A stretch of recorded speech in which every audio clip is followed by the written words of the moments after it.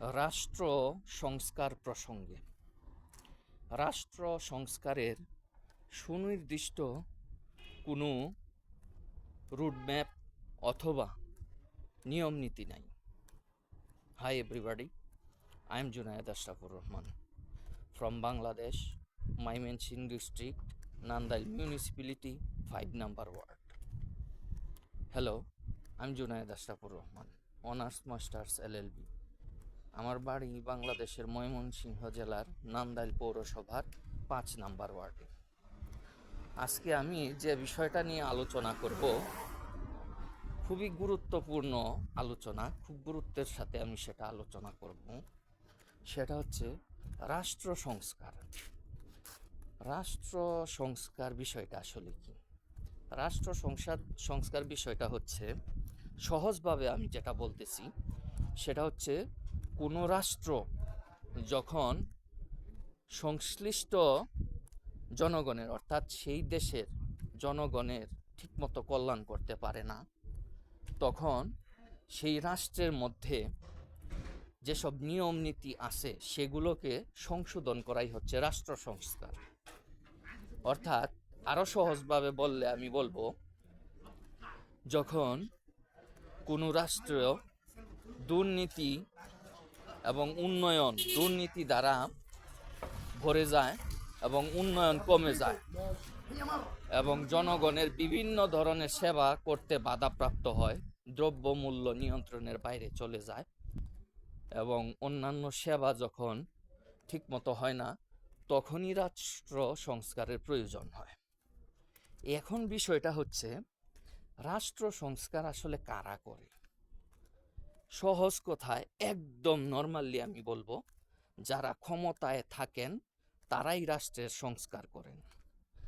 যে ব্যক্তি ক্ষমতায় নাই, তিনি যত বড় জ্ঞানী হন, যত বড় টাকাওয়ালাই হন, যত বড় প্রভাবশালী হন, তিনির পক্ষে রাষ্ট্রের সংস্কার করা কিন্তু অসম্ভব।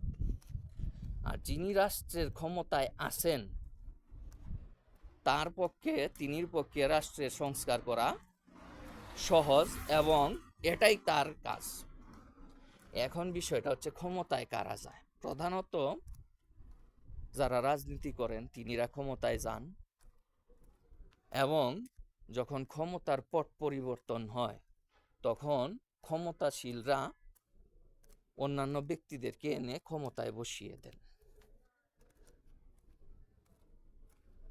পৃথিবীর ইতিহাসে প্রত্যেক দেশেই, বেশিরভাগ দেশেই ক্ষমতার পরিবর্তন হয়েছে। ফ্রান্সে হয়েছে, মার্কিন যুক্তরাষ্ট্রে হয়েছে, মধ্যপ্রাচ্যে হয়েছে, ভারতে হয়েছে, প্রায় সকল দেশেই ক্ষমতার রদবদল হয়। এখন বিষয়টা হচ্ছে, বর্তমানে যেসব ব্যক্তি ক্ষমতায় আছেন তিনিরা যদি মনে করেন যে অতীতের শাসকরা এই ভুলগুলো করেছেন, রাষ্ট্রের মধ্যে এই মিসিং তারা করেছেন, তাহলে তিনিরা এসে সেগুলো সংশোধন করেন। এখন বিষয়টা হচ্ছে, বর্তমানে ক্ষমতায় অবস্থান করা কোনো ব্যক্তি অথবা ব্যক্তিবর্গ অতীতের কোনো ভালো বিষয়কে মন্দ মনে করে যদি নতুন করে সংস্কার করেন, তাতে কিন্তু জনগণের কল্যাণ হয় না। জনগণের কল্যাণ তো সেগুলোই হবে যেগুলো বেসিক্যালি মন্দ। যেমন, রাষ্ট্রে যদি সীমাহীন দুর্নীতি থাকে তাহলে সেটা অবশ্যই সংস্কার করা প্রয়োজন। এই 100 কোটি টাকার কোনো প্রজেক্টের মধ্যে যদি 40 কোটি টাকা দুর্নীতি করে সরিয়ে দেওয়া হয়, কাজে না লাগানো হয়, তাহলে সেটা সংস্কার করা দরকার। এখন রাষ্ট্র সংস্কারের নামে কোনো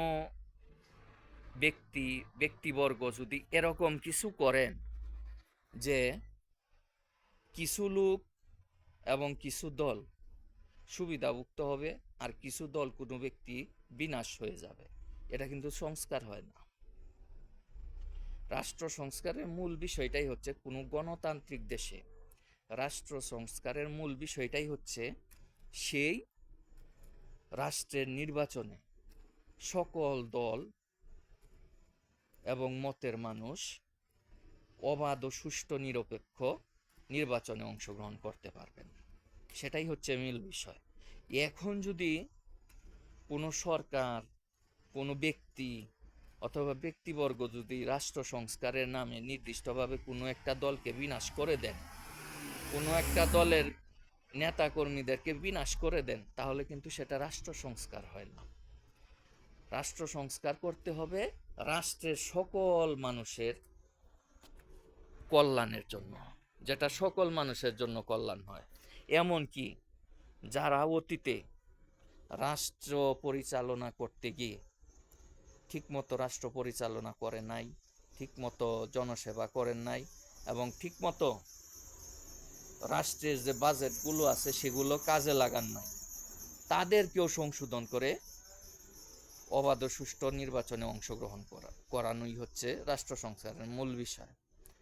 এখন যে লোক দুর্নীতি করে নাই তাকে দুর্নীতিবাজ বানানো, যে লোক এই এই বাজেট থেকে, কোনো কাজের বাজেট থেকে টাকা লুটপাট করে নাই তাকে লুটপাটকারী বানানো, যে ব্যক্তি বিদেশে টাকা পাচার করে নাই তাকে টাকা পাচারকারী বানানো, এগুলো তো রাষ্ট্র সংস্কারের বিষয় না। এগুলো তো রাষ্ট্র সংস্কার না, এগুলো হচ্ছে রাষ্ট্র সংস্কারের নামে জনগণকে জুলুম নির্যাতন করা। অতএব আমি বর্তমানে, অর্থাৎ 2024 সালের ডিসেম্বর, আজকে হচ্ছে ডিসেম্বরের 25 তারিখ, আজকে আমি বলবো যে সারা বিশ্বে যে দেশগুলোতে রাষ্ট্র সংস্কারের কাজ চলতেছে সেই রাষ্ট্রগুলিতে যেন ঠিকভাবে রাষ্ট্র সংস্কারের কাজ করা হয়। ঠিক আছে না? যেমন সিরিয়াতে বাশার আল আসাদ পালিয়ে গেলেন সিরিয়া থেকে, এখন সেখানে একটা রাষ্ট্র সংস্কারের প্রয়োজন। এবং বাংলাদেশের সাবেক মাননীয় প্রধানমন্ত্রী শেখ হাসিনা 2024 সালের 5ই আগস্ট বাংলাদেশ ত্যাগ করে ভারতে চলে গিয়েছিলেন। সেই কারণে এখন বাংলাদেশে একটা রাষ্ট্র সংস্কারের প্রক্রিয়া চলতেছে। হ্যাঁ, আমি বলবো, যেহেতু একজন ক্ষমতায় নাই আরেকজন ক্ষমতায় আসবে নেই, এটাই হচ্ছে রাষ্ট্রের নিয়ম। এখন যিনি ক্ষমতায় আছেন বা যিনিরা ক্ষমতায় আছেন তিনিরা বাংলাদেশের রাষ্ট্র সংস্কার করার জন্য সক্রিয় হয়েছেন। তিনিদের কাছে আমার বিনীত নিবেদন, আপনারা রাষ্ট্র সংস্কার এমনভাবে করুন যাতে দেশের সকল নাগরিকের জন্যই সেটা কল্যাণকর হয়। নির্দিষ্টভাবে কোনো ব্যক্তি, কোনো পরিবার, কোনো গোষ্ঠী অথবা কোনো দলকে নির্বিচারে বিনাশ করে দেবেন না, এই কাজটা করবেন না। তাহলে কিন্তু সেটা রাষ্ট্র সংস্কার হবে না, সেটা একতরফা একটা নিধনযজ্ঞ হয়ে যাবে। সেটা তো আর রাষ্ট্র সংস্কার হইল না, সেটা একটা নিধন সংস্কার হয়ে গেল। নিধন করা মানে কি করা? একেবারে বিনাশ করে দেওয়া, এরকম কিছু না। বাংলাদেশে অনেক দল আছে, নতুন পুরাতন অনেক দল আছে। সেই দলগুলো যাতে সকলেই যাতে নির্বাচনে অংশগ্রহণ করতে পারেন, এভাবে সংস্কার করেন। এবং যেটা যেটা সবচেয়ে বেশি গুরুত্বপূর্ণ, সেটা হচ্ছে দ্রব্যমূল্যের নিয়ন্ত্রণ করা। শেখ হাসিনা থাকার সময় যে দ্রব্যমূল্য ছিল, এখনো যদি সেভাবেই দ্রব্যমূল্য থাকে তাহলে তো আর এটা রাষ্ট্র সংস্কার হইল না, সেই আগের মতোই হইল। ঠিক না?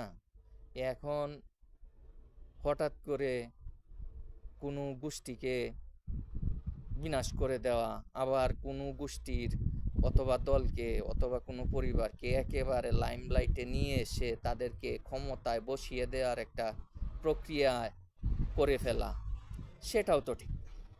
আমি আর একটু সহজভাবে বলতেছি, যেহেতু আমি সাহিত্যে অনার্স মাস্টার্স পাস এবং LLB পাস, সেহেতু আমি আরেকটু সহজ করেই বলতে পারব। বিষয়টা হচ্ছে, সহজভাবে বলি, বিগত 15 বছরে যারা ক্ষমতায় ছিলেন, এখন তাদেরকে সংস্কারের নামে নিধন করে ফেলা, অর্থাৎ তাদেরকে একেবারে শেষ করে ফেলা, ক্ষমতা থেকে ক্ষমতায় যাতে না আসতে পারে কখনো, এরকম ব্যবস্থা করা, সেটা একটা একতরফা হয়ে যায়। আবার বিগত 15 বছরে যারা ক্ষমতায় ছিল না, তাদেরকে একেবারে সব কিছুতেই খালাস করে দিয়ে একেবারে ক্ষমতায় বসিয়ে দেওয়ার একটা প্রক্রিয়া করা, সেটাও তো ঠিক না। বরং সেটা করতে হবে যে কি, এমনভাবে রাষ্ট্রটাকে সংস্কার করতে হবে যাতে প্রত্যেক দলেই একটা অবাধ এবং সুষ্ঠু নির্বাচনের মাধ্যমে ক্ষমতায় যেতে পারে। অর্থাৎ যারা বর্তমানে ক্ষমতায় আছেন, তিনিরা এমন একটা প্রক্রিয়া করবেন যাতে তাদের এই প্রক্রিয়াটা কোনো দলের পক্ষেও না যায়, কোনো দলের বিপক্ষেও না যায়। আরেকটু সহজ করে বলতে হবে, হ্যাঁ আরেকটু সহজ করেই বলি। এখন ডক্টর ইউনূস স্যার ক্ষমতায় আছেন, তিনি অন্তর্বর্তীকালীন সরকারের প্রধান উপদেষ্টা। উনার পদমর্যাদা এখন প্রধানমন্ত্রীর সমতুল্য। আচ্ছা, এখন তিনি যদি এমন কিছু করেন যার কারণে আওয়ামী লীগ একেবারে শেষ, আওয়ামী লীগও শেষ, আওয়ামী লীগের যে অন্যতম নেতা সাবেক প্রধানমন্ত্রী শেখ হাসিনা, উনার পরিবারের রাজনীতির কেরিয়ারও শেষ, তাহলে কিন্তু হইল না। আবার ওই দিক দিয়া যারা ক্ষমতায় ছিলেন না, কারা ছিলেন না সেটা তো জানেনই। ম্যাডাম খালেদা জিয়া ছিলেন না, উনার ছেলে তারেক জিয়া সাহেবও ক্ষমতায় ছিলেন না।